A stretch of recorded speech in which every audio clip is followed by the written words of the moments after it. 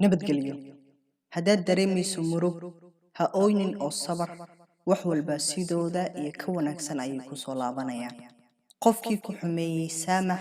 sababtoo ah ramadaan wuu yimi qof hadduu kaa tegay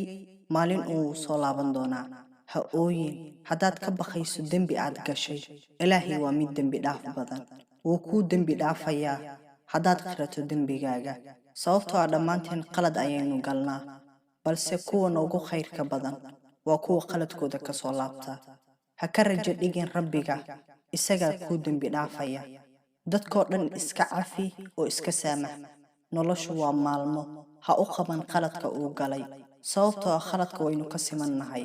ramadaan wuu yimi qulubtayna aynu nadiifino dhibaatadana allah naga dulqaado